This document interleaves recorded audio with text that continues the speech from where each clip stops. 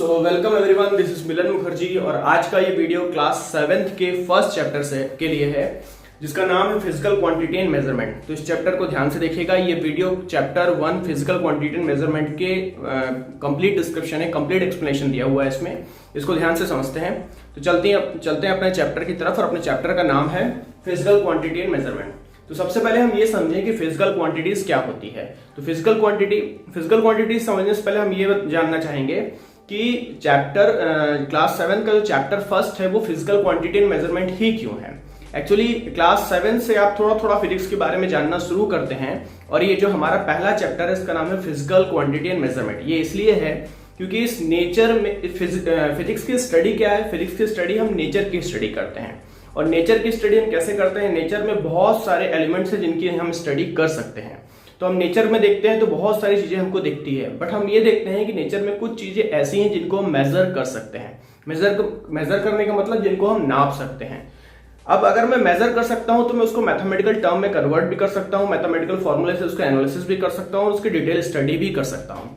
तो हम जब नेचर की स्टडी करना शुरू करते हैं तो हम उन चीजों की स्टडी पहले करते हैं जिन चीजों को हम मेजर कर सकते हैं, और जिन चीजों को हम मेजर कर सकते हैं उन्हीं चीजों को हम क्या बोलते हैं, फिजिकल क्वांटिटी बोलते हैं। तो हमारे पास ये डेफिनेशन है, हमने बोल रहे हैं फिजिकल क्वांटिटी। फिजिकल क्वांटिटी क्या है? The quantity that can be measured. ऐसी क्वांटिटी जिसको हम मेजर कर सकते हैं वो क्या कहलाती है? वो कहलाती है हमारी फिजिकल क्वांटिटी।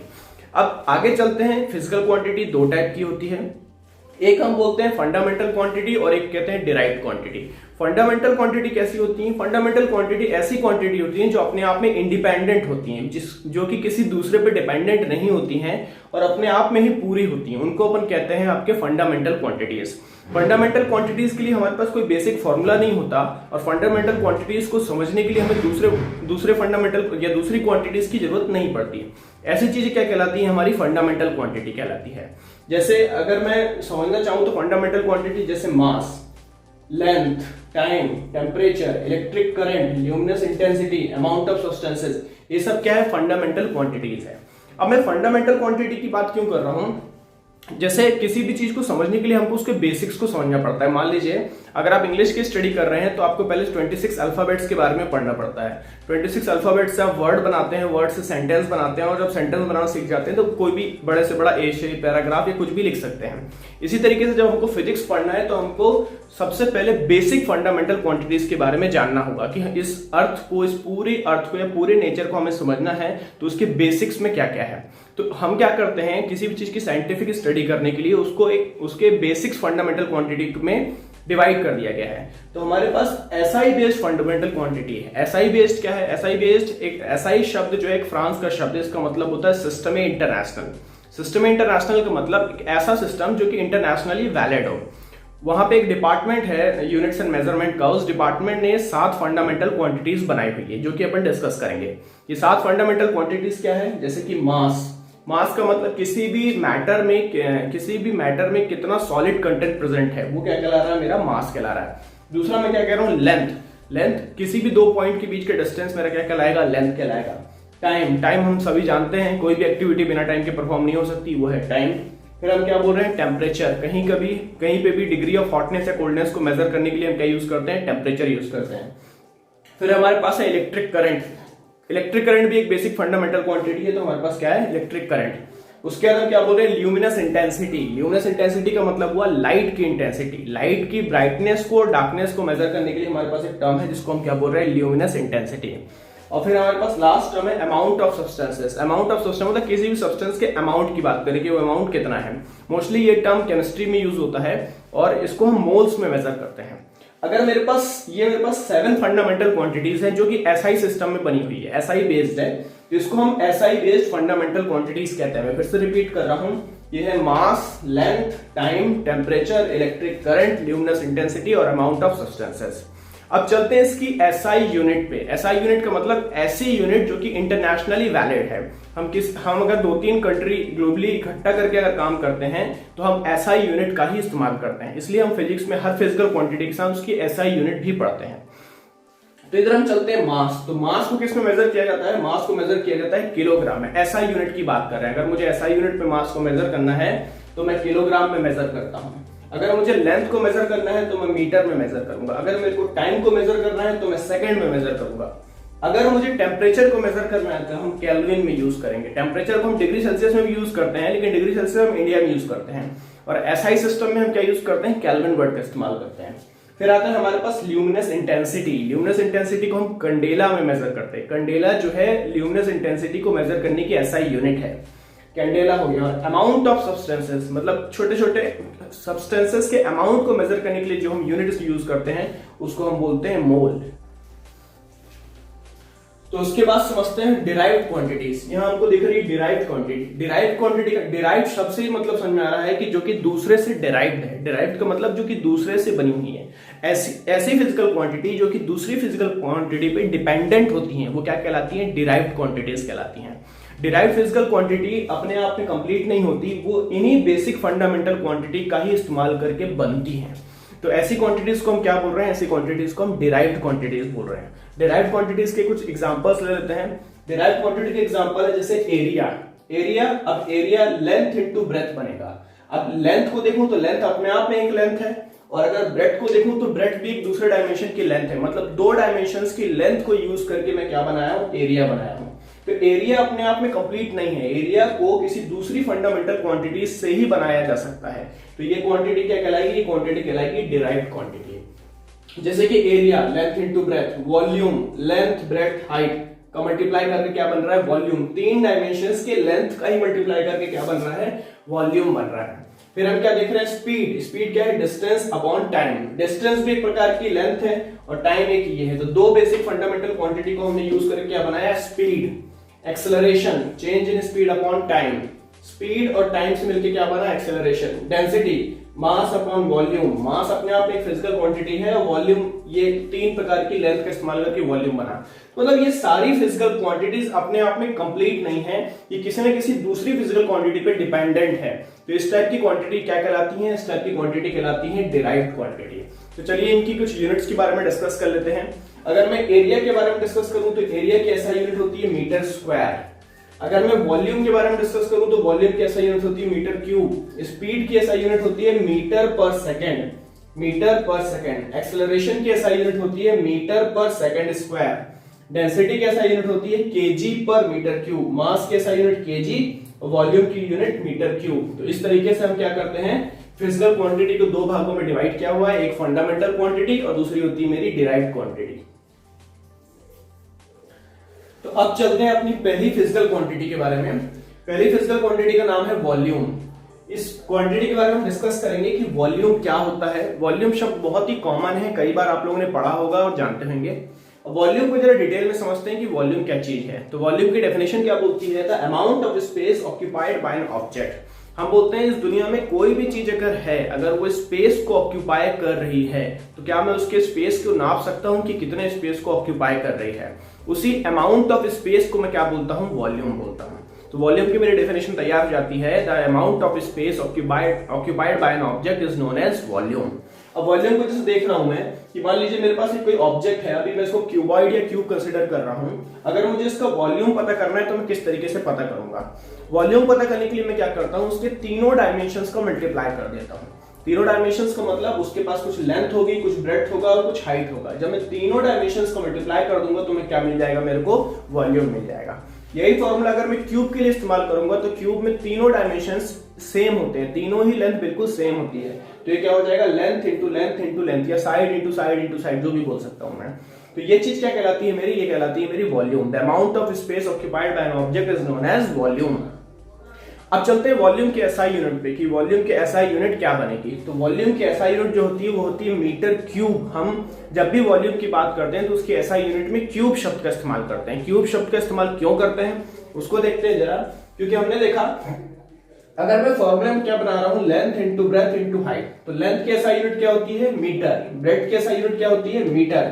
हाइट की एसआई यूनिट क्या होती है, metre. Metre into metre into metre, तीनों मीटर का मल्टीप्लाई होता है तो क्या बन जाता है मेरे पास, मीटर क्यूब। तो इसलिए जो मेरी वॉल्यूम की एसआई यूनिट होगी वो क्या होगी, मेरी मीटर क्यूब। अब समझते हैं क्या वॉल्यूम की कुछ और भी यूनिट्स होती है। तो हाँ, जैसे मैं तो यहाँ पे दिखा रहा हूँ कि वॉल्यूम की कुछ दूसरी यूनिट्स भी होती हैं, जैसे कि centimetre cube, millilitre, kilometre cube, litre, ये सभी के सभी वॉल्यूम की ही यूनिट है। अगर मुझे बहुत ही छोटे से वॉल्यूम को मेजर करना है तो उसको मैं किसमें मेजर करूंगा, सेंटीमीटर क्यूब में। सेंटीमीटर क्यूब को ज्यादातर सॉलिड्स के लिए इस्तेमाल किया जाता है। अगर मुझे बहुत ही छोटे अमाउंट में लिक्विड को मेजर करना है तो उसके लिए मैं क्या यूज करता हूँ, उसके लिए मैं मिलीलीटर की यूज करता हूँ। किलोमीटर क्यूब भी एक वॉल्यूम की यूनिट हो सकती है जो बहुत ही बड़े सॉलिड एरिया, बहुत ही बड़े सॉलिड को मेजर करने के लिए मैं यूज कर सकता हूँ। या बहुत ही ओपन एयर के स्पेस को मेजर करने के लिए क्या करूंगा, किलोमीटर क्यूब का इस्तेमाल करूंगा। लीटर भी किसी लिक्विड की वॉल्यूम को मेजर करने के लिए इस्तेमाल करते हैं। अब मैंने बोला अगर बहुत छोटे सब्सटेंसेस के वॉल्यूम को मेजर करना है तो मैं सेंटीमीटर क्यूब या मिलीलीटर का इस्तेमाल करूंगा। अगर मैं समझूं कि मैथमेटिकली सेंटीमीटर क्यूब और मिलीलीटर में क्या रिलेशन है, उसको आपस में कैसे कन्वर्ट किया जा सकता है, तो सिंपली अगर मेरा 1 सेंटीमीटर क्यूब है, 1 सेंटीमीटर क्यूब का मतलब एक छोटा सा मैं स्पेस इमेजिन करता हूं जिसकी लेंथ क्या है मेरे पास 1 सेंटीमीटर की, ब्रेड्थ भी क्या है मेरे पास 1 सेंटीमीटर की, और साथ साथ इसके पास जो हाइट है वो भी कितनी है मेरे पास 1 सेंटीमीटर की। 1 सेंटीमीटर की लेंथ, 1 सेंटीमीटर की ब्रेड्थ और 1 सेंटीमीटर की हाइट। अगर इतना छोटा सा स्पेस में इमेजिन कर रहा हूं तो वो क्या कहलाएगा मेरे पास, वो 1 सेंटीमीटर क्यूब वॉल्यूम कहलाएगा। और इतना ही अगर मेरे पास लिक्विड है तो उसको मैं क्या बोलूंगा, 1 मिलीलीटर कहूंगा। मतलब मैथमेटिकली 1 सेंटीमीटर क्यूब और 1 मिलीलीटर बिल्कुल बराबर होता है। तो ये मेरा एक टॉपिक कंप्लीट होता है, इसको मैं क्या बोल रहा हूं, वॉल्यूम। अब चलते हैं अपन दूसरे टॉपिक पे। तो चलिए आप समझते हैं कि अगर मुझे मीटर क्यूब को कन्वर्ट करना है सेंटीमीटर क्यूब में, तो हमारे पास एक टॉपिक ले रहा हूं मैं, इस टॉपिक को बोल रहा हूं मैं conversion of metre cube into centimetre cube. मतलब ये कई बार क्वेश्चंस में आता है या न्यूमेरिकल सॉल्व करते टाइम, अगर मुझे मीटर क्यूब को सेंटीमीटर क्यूब में कन्वर्ट करना है तो मैं किस तरीके से यूज कर सकता हूं। तो उसके लिए सबसे पहले मैं देखूं कि 1 मीटर क्यूब को समझते हैं। तो 1 मीटर क्यूब क्या होगा, 1 मीटर क्यूब को अगर मैं समझूं तो ये सिंपली मेरा 1 metre into 1 metre into 1 metre से बना हुआ है। मतलब 1 इंटू 1 1, 1 इंटू 1 1 1 ये बना, और metre into metre into metre metre cube बना। तो यहां से मेरा क्या बन रहा है, 1 मीटर क्यूब को मैंने इसमें डिवाइड कर दिया हुआ है। अब इसको मैं सेंटीमीटर में कन्वर्ट करता हूं तो मैं जानता हूं कि जो मेरा 1 मीटर है, 1 मीटर मेरा 100 सेंटीमीटर के बराबर होता है। तो अब मैं क्या करता हूं, मैं इसको ऐसे लिख सकता हूं कि 1 metre cube is equals to 100 centimetre into 100 centimetre into 100 centimetre. तो अब ये मेरा अगली लाइन बनेगी कि 1 metre cube is equals to, इसको मैं ऐसे लिख सकता हूं 1 2 3 4 5 6।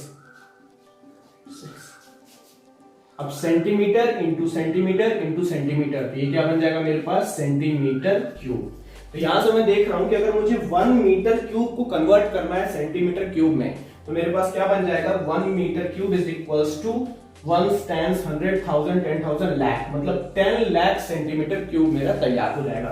तो इस तरीके से मेरा कन्वर्जन तैयार हो गया कि 1 metre cube is equals to 10 lakh centimetre cube. इसी तरीके से अगर मुझे 2 metre cube, 3 metre cube, 50 metre cube या किसी भी रीडिंग को कन्वर्ट करना है सेंटीमीटर क्यूब में तो मैं किससे मल्टीप्लाई कर दूंगा, मैं सीधे 10 लाख से मल्टीप्लाई कर दूंगा। इस तरीके से अगर मैंने बोला कि 50 मीटर क्यूब क्या होगा मेरे पास, तो 50 मीटर क्यूब बन जाएगा मेरे पास 50 इंटू 10 लाख। तो ये अल्टीमेटली बन जाएगा मेरे पास 50 metre cube is equals to 50 फिर 1 2 3 4 5 6 सेंटीमीटर क्यूब। तो इस तरीके से हम क्या करते हैं, हम मीटर क्यूब को कन्वर्ट करते हैं सेंटीमीटर क्यूब में। हमारे पास एक बेसिक टर्म मिल गया कि 1 metre cube is equals to 10 lakh centimetre cube. तो अगर मुझे किसी भी क्वांटिटी को मीटर क्यूब से सेंटीमीटर क्यूब में कन्वर्ट करना होगा तो मुझे सीधे सीधे उसमें 10 लाख का मल्टीप्लाई करना होगा। अब चलते हैं अपन दूसरे टॉपिक पे। तो चलिए चलते हैं अपने अगले टॉपिक पे। अगले टॉपिक का नाम है हमारा measuring the volume of solid. मतलब अगर मुझे सॉलिड के वॉल्यूम को मेजर करना है तो रियल लाइफ में मैं किस तरीके से मेजर करता हूँ, मतलब रियल लाइफ में जो मेरे पास सॉलिड्स हैं उनको मैं किस तरीके से मेजर करता हूँ। तो रियल लाइफ में जो हमारे पास सॉलिड्स होते हैं वो उसको मैं 2 भागों में क्लासिफाई कर देता हूँ। एक को बोलता हूँ मैं रेगुलर सॉलिड और एक को बोलता हूँ इररेगुलर सॉलिड। रेगुलर सॉलिड क्या चीज है, रेगुलर सॉलिड का मतलब ऐसे सॉलिड्स जिनका शेप साइज बिल्कुल रेगुलर होता है, जिनके वॉल्यूम को पता करने के लिए मैं सिंपल फॉर्मूले का यूज कर सकता हूं। जैसे अगर मुझे क्यूब का वॉल्यूम पता करना है तो मैं क्या करूंगा, side into side into side कर दूंगा। अगर मुझे क्यूबॉइड के वॉल्यूम को पता करना है तो length into breadth into height कर दूंगा। और इसकी एसआई यूनिट क्या बनेगी, एसआई यूनिट मेरी बिल्कुल सेम टू सेम रहेगी मीटर क्यूब, जो कि हम पहले पढ़ चुके हैं।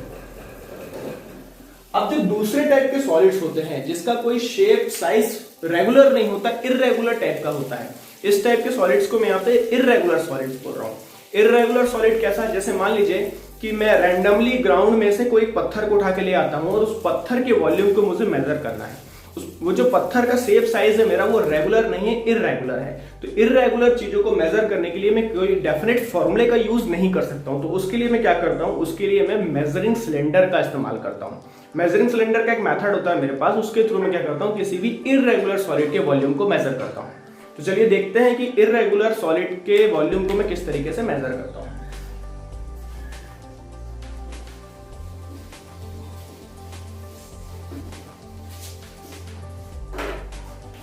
तो यहां पे मेरा टॉपिक है इररेगुलर सॉलिड।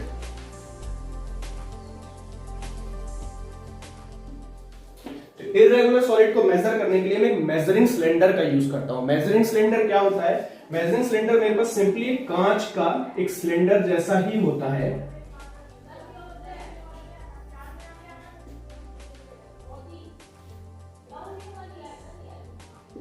एक सिंपली कांच का सिलेंडर है मेरे पास, जिसमें एक साइड यहाँ पे रीडिंग्स लिखी होती है। ये रीडिंग्स मेरी कैसी रहती है, जैसे मैंने बोल दिया ये रीडिंग मेरी 0 है, ये मेरी आपका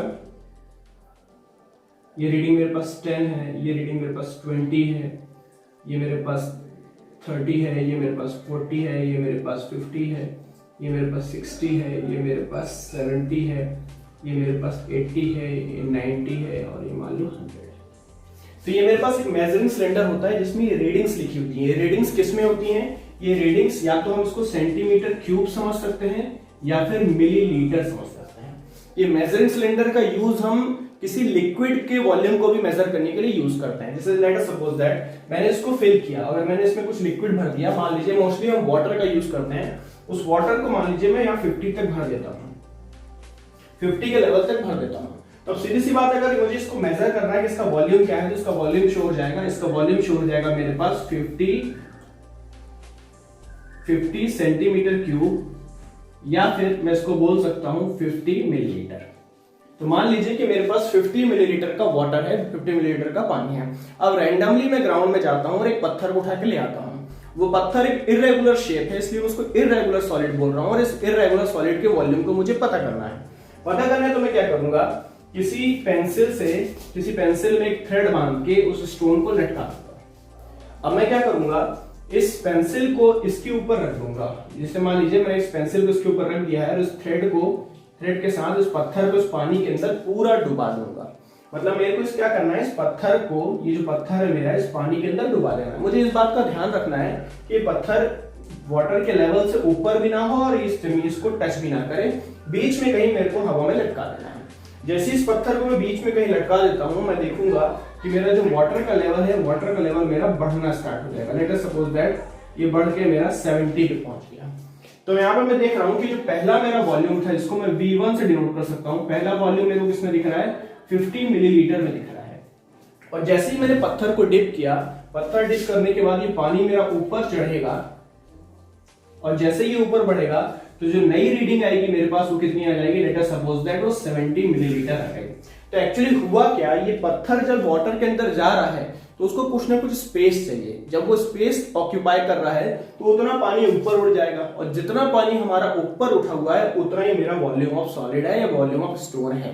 तो मैं देख रहा हूँ कितने वॉल्यूम में डिफरेंस आया। तो यहाँ पे मेरे को डिफरेंस दिख रहा है। डिफरेंस को सिंपली बोल सकता हूँ, ये क्या बन जाएगा मेरे पास, 70 माइनस का 50 तो बराबर क्या हो गया, 20 मिलीलीटर ऑफ वाटर मेरा ऊपर उठ गया। इसका मतलब यह है कि स्टोन को वहां पे 20 मिलीलीटर स्पेस की जरूरत थी। या फिर स्टोन के लिए मैं क्या बोल सकता हूं, जो स्टोन का वॉल्यूम होगा वो कितना हो जाएगा, ये हो जाएगा volume of stone will be 20 centimetre cube. अब क्या हुआ, जो मेरे पास स्टोन है जिसका लेंथ ब्रेड्थ और हाइट डेफिनेट नहीं है, इररेगुलर है, उस इररेगुलर स्टोन को भी मेजर करने के लिए मेरे पास एक मेथड मिल गया। हमने सिंपली क्या किया, वाटर का यूज किया, वाटर को हमने डिप किया, जितना वाटर ऊपर उठ गया वो वॉल्यूम मेरा क्या बता देगा, वॉल्यूम ऑफ स्टोन बता देगा। तो इस तरीके से हम क्या करते हैं, किसी भी इररेगुलर सॉलिड के वॉल्यूम को पता कर लेते हैं, और ये मेथड हमारा कहलाता है finding the volume of solid, irregular solid by measuring cylinder. हम मेजरिंग सिलेंडर के थ्रू इसको मेजर कर सकते हैं।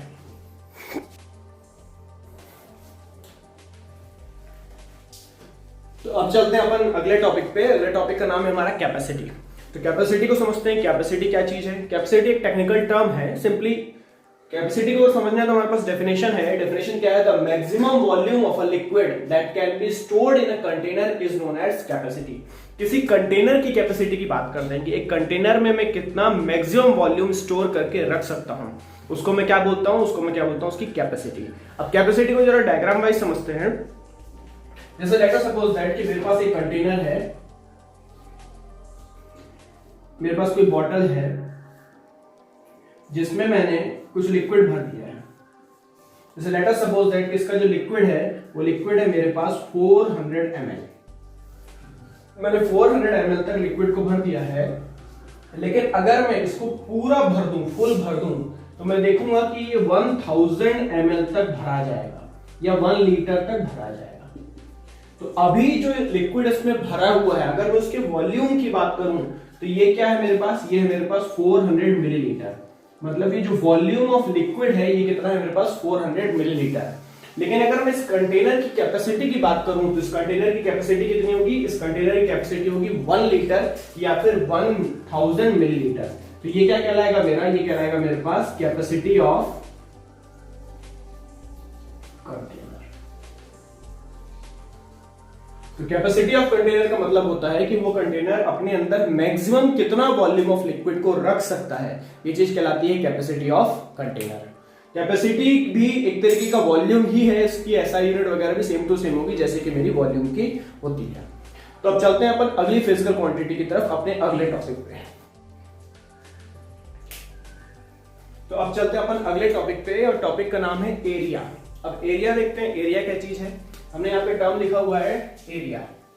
अब एरिया क्या बोल रहा है, the amount of surface covered by a closed shape is called its area.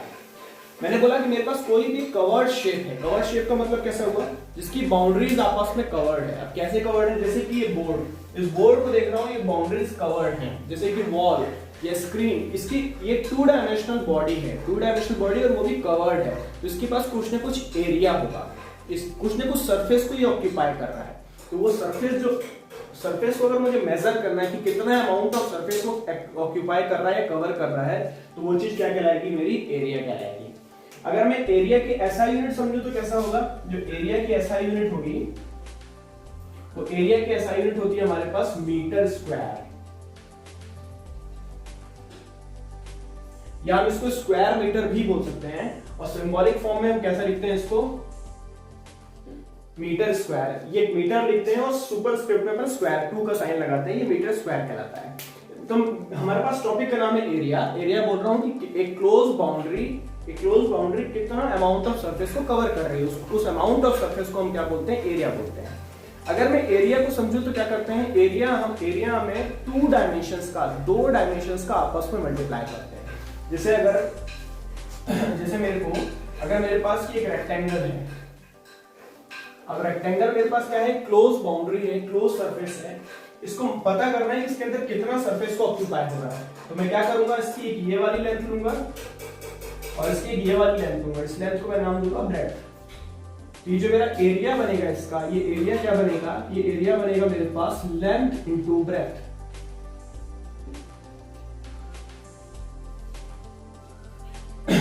और इसी तरीके से जब मैं इसका एसआई यूनिट बनाऊंगा तो मेरे पास क्या लिखूंगा, लेंथ की एसआई यूनिट क्या होगी मेरे पास, मीटर, और ब्रेड्थ की एसआई यूनिट भी क्या होगी मेरे पास, मीटर। तो मीटर इंटू मीटर में करूंगा तो क्या बन जाएगा मेरे पास, मीटर स्क्वायर।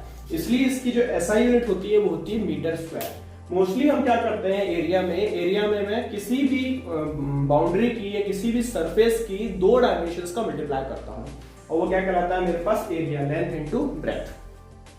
एरिया की कुछ दूसरी यूनिट्स के बारे में बात करते हैं, कुछ अदर यूनिट की बात करते हैं। तो ये हो जाएगा मेरे पास सम अदर यूनिट्स। जैसे कि अगर मुझे बहुत ही छोटे से एरिया को मेजर करना है, अगर मुझे किसी कपड़े को एरिया को मेजर करना है तो मैंने मीटर में मेजर कर लिया, metre into metre, metre square में मेजर कर लिया। और अगर मुझे बहुत छोटे छोटे एरिया को मेजर करना है तो उसके लिए मैं एक यूनिट इस्तेमाल करता हूँ, वो होती है मेरे पास सेंटीमीटर स्क्वायर। मैं क्या करता हूँ, एरिया को सेंटीमीटर स्क्वायर में मेजर करता हूँ। अब अगर मैं कन्वर्ट करके देखूं कि मीटर और सेंटीमीटर स्क्वायर में आपस में क्या रिलेशन है, तो इस तरीके से देखते हैं। तो मैं एक टॉपिक बनाता हूं, conversion of metre square into centimetre square.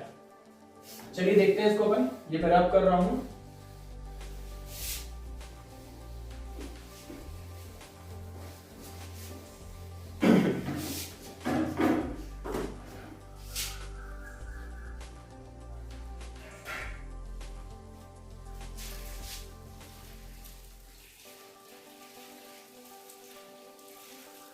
Conversion of metre square into centimetre square.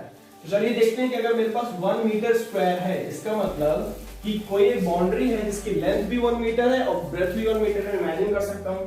तो ये कैसा हो जाएगा मेरे पास 1 metre square is equals to 1 metre into का 1 मीटर। और अगर मैं आगे चल के देखूं तो 1 मीटर क्या होगा मेरे पास, 1 मीटर होगा मेरे पास 100 सेंटीमीटर। और इसको भी लिख सकता हूं मैं क्या, 100 सेंटीमीटर। तो यहाँ पे मैं बोल सकता हूँ कि 1 metre square is equals to 100 centimetre into 100 centimetre. और आगे चल के देखूं तो मेरा कैसे बन जाएगा, 1 metre square is equals to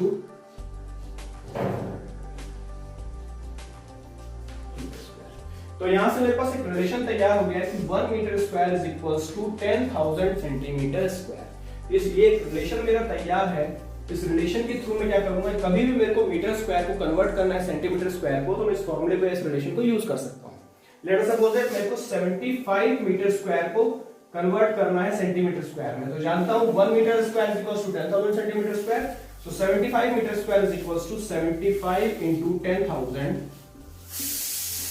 that is 75 1 2 3 4 centimetre square. तो इस तरीके से मैं क्या कर सकता हूं, इस तरीके से मैं मीटर स्क्वायर को सेंटीमीटर स्क्वायर में कन्वर्ट कर सकता हूं।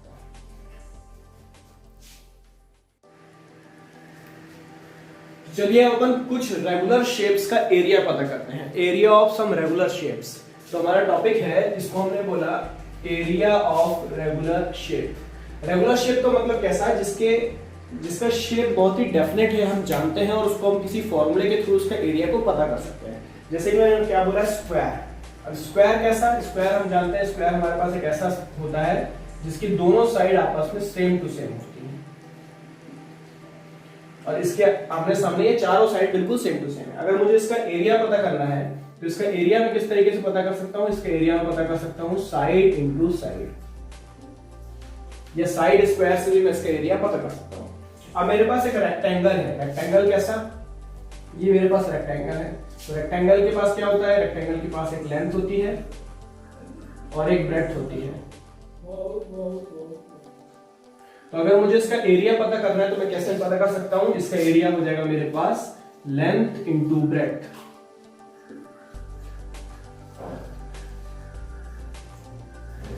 इसी तरीके से अगर मेरे पास एक ट्राइंगल है, ट्राइंगल कैसा, एक right angle triangle. Right angle triangle में कैसे बोल सकता हूं, ये मेरे पास एक राइट एंगल ट्राइंगल है। तो राइट एंगल में इसको मैं क्या नाम देता हूं, इसको मान लीजिए मैं बेस नाम देता हूं, और इसको मैं क्या नाम देता हूं, इसको मैं इसकी हाइट नाम देता हूं। मैं देख सकता हूं कि एक रेक्टेंगल है मेरे पास, एक रेक्टेंगल का मैंने आधा ही किया हुआ है, और आधा कर दिया तो क्या बन गया मेरे पास, एक ट्रायंगल बन गया है। तो इसका फॉर्मूला क्या बन जाएगा मेरे पास, इसका फॉर्मूला बन जाएगा मेरे पास हाफ इंटू जो मेरा एरिया पहले है। तो अगर यहाँ पे लेंथ को मैंने नाम दिया है बेस, तो ये क्या बन जाएगा मेरे पास बेस, और ये क्या है मेरे पास ब्रेड्थ की जगह मैं क्या बोल रहा हूँ हाइट, तो ये क्या बन जाएगा मेरे पास हाइट। तो area of right angle triangle क्या बन जाएगा मेरे पास 1/2 बेस इंटू हाइट। इसी तरीके से अगर मैं सर्कल का पता करूं तो कैसा होगा, सर्कल ये इस तरीके से होता है। अब ये सर्कल है तो सर्कल के एरिया के लिए मेरे पास एक फॉर्मूला होता है, वो फॉर्मूला होता है मेरे पास pi into r square. R क्या होता है मेरे पास, रेडियस होता है यहाँ पे, तो ये बन जाएगा मेरे पास रेडियस का होल स्क्वायर। या अगर आपको पाई नहीं जानते हैं तो पाई की वैल्यू होती है 22/7 इंटू रेडियस का होल स्क्वायर। तो ये मेरे पास कुछ फॉर्मूलेस होते हैं, कुछ रेगुलर शेप्स है मेरे पास। इन रेगुलर शेप्स के फॉर्मूले से मैं इसका एरिया फाइंड आउट कर सकता हूँ, और इसके एरिया की जो हमेशा एसआई यूनिट होगी वो एसआई यूनिट किसमें होगी, मीटर स्क्वायर में। तो यहाँ